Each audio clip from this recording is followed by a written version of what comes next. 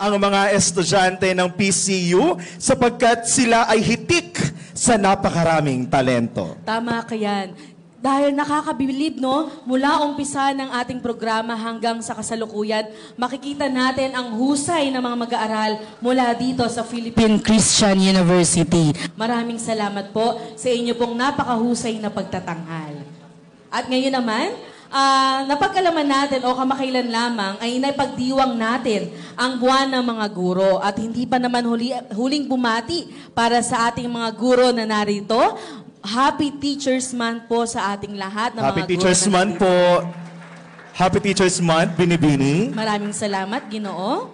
Kaya hindi may pagkakaila na kinikilala rin ng pasado ang mga guro na tunay na instrumento ng Panginoon sa pagpupunla ng magagandang asal, mabuting kaisipan at maayos na kilos at gawi. Sa dami ng guro sa mundo, ang pasado ay kumikilala rin sa natatanging guro. Ito ay iahayag ni Ginoong Ricky de la Cruz, taga-bando, pamunuan ng Pasado, at Ginang Clara G. San Pedro, kasapi, Pasado, Lupong, tagapag-ingat.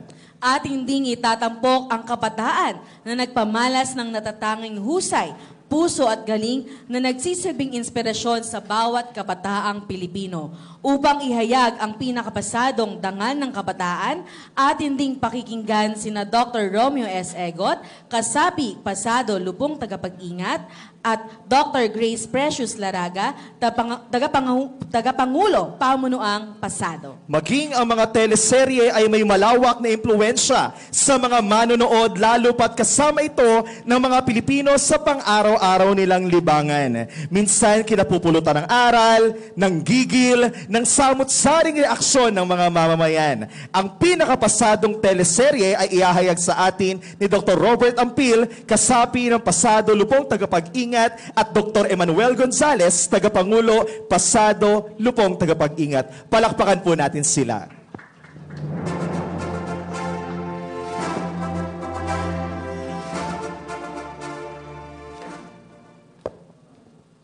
Binibigyang halaga ng Pasado ang mga natatanging kontribusyon ng isang guro, kritik, mananaliksik at manunulat sa larangan ng edukasyon, arte o kultura, na naging magandang ehemplo at inspirasyon ng lahat ng mga kaguruan sa buong bansa. Isa siya sa mga tagapagtaguyod ng kulturang Filipino at mayroong makatuturang ambag sa edukasyon. Ngayong gabi, igagawad ng pamunuan ng Pasado ang pinakapasadong guro na kinikilalang aktor at guro na si Ginoong Boji Pascua.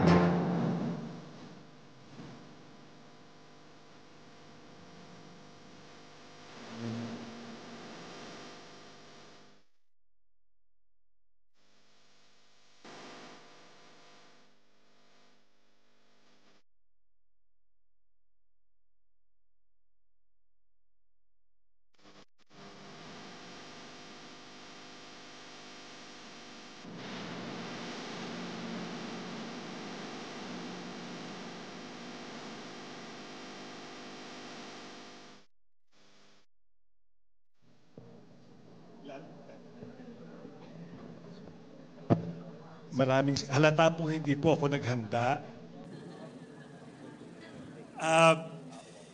Maraming salamat po sa Pasado sa natatanging pagkilalang ito.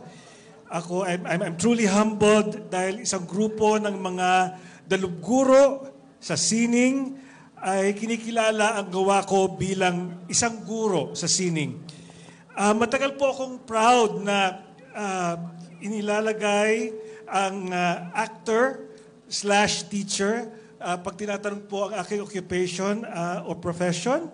Kalimutan na ang ibang kakayanan ko po sa sining. Huwag lang pong malimutan na ako po ay isang guro. Para po dito, salamat po sa Philippine Educational Theater Association na naging kasapi po ako.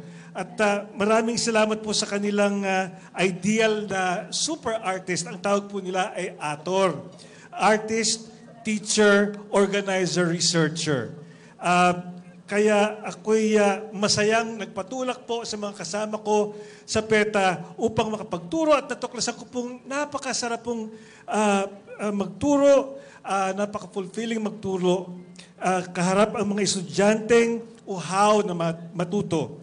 Kaya ako po yung isang artist teacher, hindi lamang po sa entablado o sa pinilakang tabing, kundi pati na rin po sa mga classroom at sa mga workshop.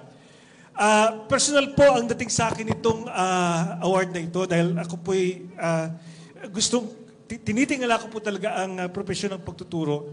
Kaya hayaan niyo pong ialay ko ang tropeyong nilapag ko po sa sahig sa village who raised this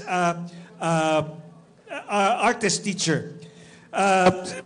Sa akin pong Lolo Mundo, for firing up my curiosity about the fairness and justice in the world, for my parents, for my adoptive parents, for my love of learning, and for helping me discern and choose to do what's right. Sa mga teacher ko po sa San Beda noong dekada 60 at 70, halata na pong edad ko, who taught me how to think for myself, form my own opinions, and be a student of history and current events. Sa mga acting teachers ko po, sa pagbibigay sa akin ng kahalagahan ng tunay at malalim na pagkilala sa sarili at ang kahalagahan ng malalim na pakikinig bilang artista at bilang tao. Sa PETA po, para sa akin pong identity bilang Pinoy, sa aking kamalayan bilang Pinoy, and the conviction that my art is not for myself alone, but must help answer the needs of the society I live in. Sa akin, sa programang Batibot, Bulilit, Sige Sali Ka Na at Apple, salamat po, for helping me maintain my childlike wonder at the world. Sa naging estudyante ko po, para po sa kanilang energy at gigil na matuto at ipaglaban ang kinabukasan. At higit sa lahat, last but not the least, sa akin pong asawa, si Avic, na kasama ko po ngayon, na for simply being a model, an example, a huwaran of what a truly mabuting tao is. Maraming salamat po sa inyo sa pagbigay sa akin ng award na ito sa panahong ito, na palagay ko po ay napaka-kritikal para makilala ang kahalagahan ng papel at ng responsibilidad ng mga artist teacher, lalo na ngayong lumalaganap ang disinformasyon, kasinungalingan, ang korupsyon sa educational system, na tila pilit ginagawang mangmang ang ating mga kababayan para lamang manatiling nasa poder ang iilan. Ito pong award na ito pong parangal na ito ay magpapaalala sa akin na magpatuloy na magturo ng tama, na magpatuloy na labanan ang kadiliman. Kaya tuloy po tayo sa pagtindig para sa makabuluhang sining. Maraming salamat sa inyong lahat. Salamat po.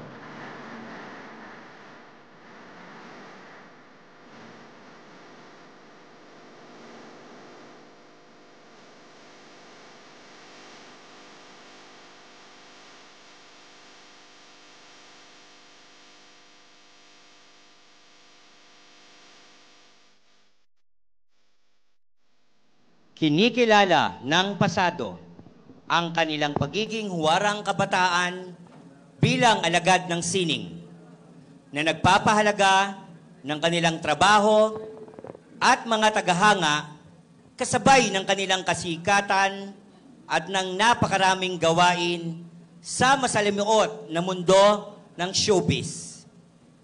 Binibigyang halaga din ng pasado ang kanilang pagiging simbolo ng disiplina at determinasyon upang makamit ang kanilang mga mithiin sa buhay. At ang tatanggap ng pinakapasadong dangal ng kabataan ngayong taon ay ang mahiwagang salamin, kailan mo aaminin, ang grupong Bini. Palakpakan po natin. Sa kasamang palad ay hindi po natin makakasama ang Bini. Magkagayunman, meron pong inihandang video ang Bini para sa ating lahat.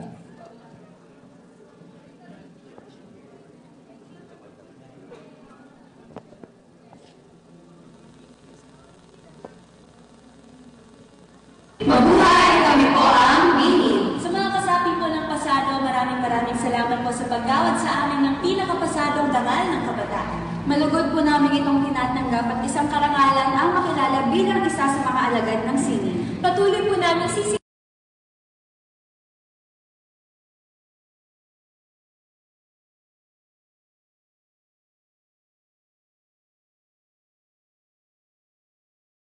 sa paggawad sa amin ng pinakapasadong dangal ng kabataan. Malugod po namin itong tinatanggap at isang karangalan ang makilala bilang isa sa mga alagad ng sining. Patuloy po namin sisikaping ibahagi, ihatid at itaguyod ang sining at kulturang Pilipino sa pamamagitan ng aming mga musika. At sa patuloy na pag-angat ng humanidades at naghampan-lipunan ay kasama niyo po kami. At sa pamamagitan nito ay marami po tayong maihahandog para sa isa't isa, para sa bayan at para sa mundo. Muli, Maraming